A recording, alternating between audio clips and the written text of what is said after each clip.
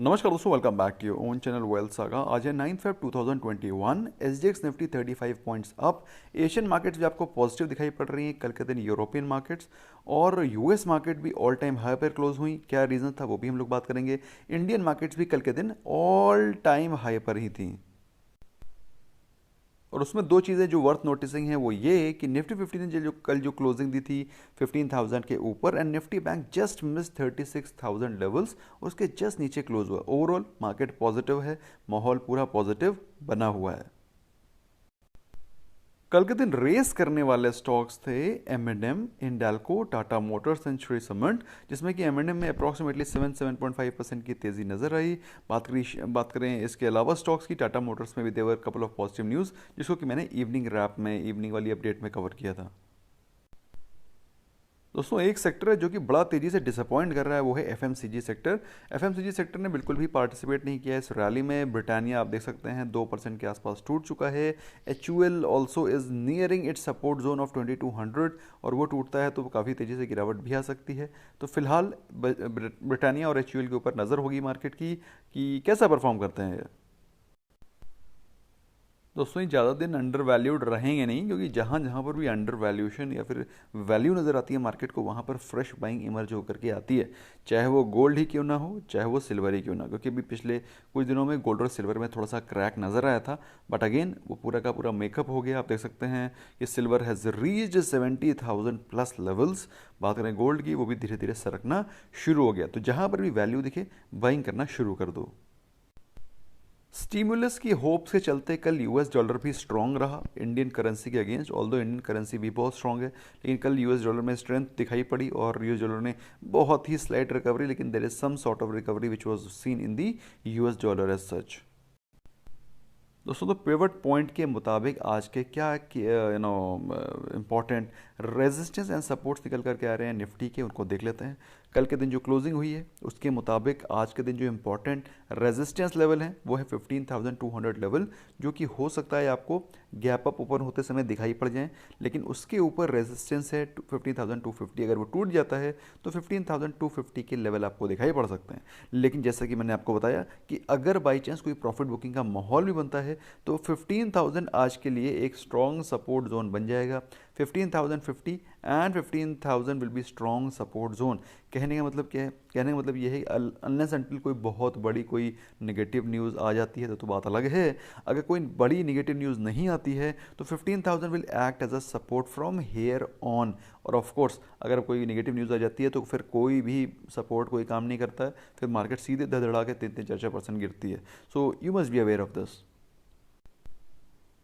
फिलहाल के लिए आज के दोस्तों ये हैं important pivot points. Nifty bank कल तेजी से भागा और उसने अनफॉर्चुनेटली 36,000 के नीचे closing the, which was slight amount of, आप कह सकते हैं थोड़ा सा कम पॉजिटिव था, क्योंकि 36,000 के ऊपर होता सो मार्केट आज ऊपर के लेवल्स को एक्सपेक्ट करती। अभी क्या है, 36,000 का एक साइकोलॉजिकल लेवल भी बीच में एंटर हो गया। बात करें आज के इंपॉर्टेंट रेजिस्टेंस की, तो 36,000 तो होपफुली टूटना ही टूटना है। उसके बाद 36,350 will act as a strong resistance, क्योंकि दोस्तों कल भी इसी प्राइस के आसपास आकर के वहाँ से उसने रीट्रेसमेंट लिया था, तो मेरे हिसाब से आज भी वहाँ से एक रेजिस्टेंस दिखाई पड़ सकता है। और बाई चांस अगर मोमेंटम कंटिन्यू रहता है और निफ्टी बैंक के लिए 600-700 पॉइंट आजकल भागना कोई बड़ी चीज़ नहीं है, तो हो सकता है 36,700 के लेवल भी आपको आज दिखाई पड़े। लेकिन मेरे हिसाब से दोस्तों 36,350 should act as a good resistance for today. और अगर कोई प्रॉफिट बुकिंग आ जाती है तो 35,750 will act as a strong support zone. और अगर बाई चांस वो भी टूटता है, the chances of which are less, अगर बाई चांस 35,750 टूट जाता है तो 35,500 will act as a strong support zone. मेरे हिसाब से दोस्तों 36,350 एंड 35,750 ये वो लेवल हैं जिन पे कि आपको फोकस करना चाहिए। आज के दिन इससे ज़्यादा मूवमेंट होने के चांसेस बहुत कम है। अगर बात करें दोस्तों फंड हाउसेस की, तो एफ अभी भी खरीदारी जारी रखे हुए हैं। They are buying stocks worth 1876 crore yesterday. DIS ने कर करी सेलिंग 504 करोड़ की। लेकिन दोस्तों मैं बताता हूँ, जैसा कि आपको ये पता होना चाहिए कि जो सेलिंग है, ये सेलिंग को आपको ये नहीं समझना चाहिए कि वो ओवरऑल सेलिंग कर रहे हैं। इसमें कुछ बाइंग भी इंक्लूडेड है, कुछ सेलिंग भी इंक्लूडेड है। और ऑफ कोर्स बाइंग वो स्टॉक्स हैं जो कि इस समय भाग रहे हैं या फिर जिनका फ्यूचर अच्छा है। So you should not be thinking कि DIS सिर्फ सेल ही कर रहे हैं, they are buying also and they are selling also. Overall थोड़ा सा सेलिंग ज़्यादा हो रही है। लेकिन FIIs की बाइंग ही चालू है। FIIs का इन्वेस्टमेंट फेब के महीने में भी करीब $2 बिलियन के आसपास, $1.5 बिलियन के आसपास हो चुका है, जो कि छोटी मोटी रकम नहीं है। और फ्रेश स्टिमुलस के आने के चांसेस है US में, जिसके चलते कुछ हो ना हो US डॉलर थोड़ा सा स्ट्रॉन्ग डेफिनेटली हो जाएगा, जो कि अगर होता है तो इंडियन कंपनीज के लिए भी बेहतर है, स्पेशली IT कंपनीज जो कि अभी स्ट्रगल कर रही हैं। और मैं आपको काफ़ी दिनों से बता रहा था कि डॉलर जब वीक होगा तो IT कंपनीज के ऊपर इम्पैक्ट पड़ेगा, और वो आपको दिखाई पड़ रहा है। IT कंपनीज आर स्ट्रगलिंग, उनके स्टॉक्स वहीं पर स्टेगनेंट बने हुए हैं, मार्केट्स ऑल टाइम हाई जा रही है, जस्ट बिकॉज कि डॉलर की वैल्यू गिर रही है। डॉलर गिरेगा तो फिर उनकी रेवेन्यू में फ़र्क पड़ेगा, specially in rupee terms. Fresh stimulus आ गया है, गो एयर का IPO जल्दी ही आने वाला है। अब दोस्तों आपको मालूम होना चाहिए गो एयर की हालत बहुत खस्ता है। जो स्पाइस जेट और इंडिगो के साथ हो रहा है उससे भी ज़्यादा हालत खस्ता है गो एयर की। तो 3000 करोड़ रुपीज़ रेज करेंगे वो थ्रू IPO। अब I am not very sure कि आपको मतलब आप इससे एक्साइटेड हैं कि नहीं, at least I am not excited.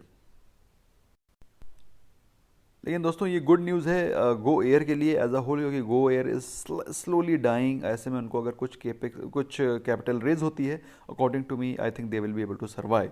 M&M में 90% का केपेक्स कंप्लीट हो गया है, which is a positive news, जिसके चलते कल उसमें तेज़ी भी थी। और केपेक्स ऑप्टिमाइजेशन प्लान का 90% has been completed. Not so good news क्या है दोस्तों? नॉट सो गुड न्यूज़ ये है मार्केट्स में जो चल रहा है वही नॉट सो गुड न्यूज़ है। अगर बात करें ऊपर के लेवल से थोड़ा सा करेक्शन आ जाता है, गैप अप ओपनिंग हो जाती है, उसके बाद पूरे दिन वो उसी प्राइस पे ही ऐसे गैप अप ओपन हो जाता है, उसके बाद पूरे दिन ऐसे ही चलता रहता है, फिर दिन गैप अप हो जाता है, फिर उसके बाद वहीं चलता रहता है। So this is something which is not good for traders. इसके अलावा दोस्तों ऑल टाइम हाई पे चल रही है, तो जो नए इन्वेस्टर्स हैं वो थोड़ा सा कॉशियस रहें। जो लॉन्ग टर्म इन्वेस्टर्स हैं उनको टेंशन लेने की ज़रूरत नहीं है, they can start to buy on each dip from here on as well, क्योंकि लॉन्ग टर्म में अल्टीमेटली मार्केट को ऊपर ही जाना है। बॉम्बे डाइंग और एस्ट्राजेनेका के रिजल्ट्स अच्छे नहीं आए हैं, बॉम्बे डाइंग लॉस में आ गए हैं भाई साहब। और एस्ट्राजेनेका के बारे में बात करें तो एस्ट्राजेनेका का प्रॉफिट में there was dip in profit, जबकि एक्सपेक्टेड था एस्ट्राजेनेका से कि they should be posting some better profits this time, and surprisingly it was not so. तो एस्ट्राजेनेका और बॉम्बे डाइंग के रिजल्ट्स ने डिसअपॉइंट किया है। दोस्तों बात करें कल के इंपॉर्टेंट रिजल्ट्स की, तो कल के इंपॉर्टेंट रिजल्ट्स के बारे में मैंने आपको एस्ट्राजेनेका के बारे में बता दिया। NMDC के बड़े बम्पर रिजल्ट्स आए थे। स्पार्क के रिजल्ट्स में भी फॉल था, लेकिन उनका ओवरऑल रेवेन्यू बढ़ा था।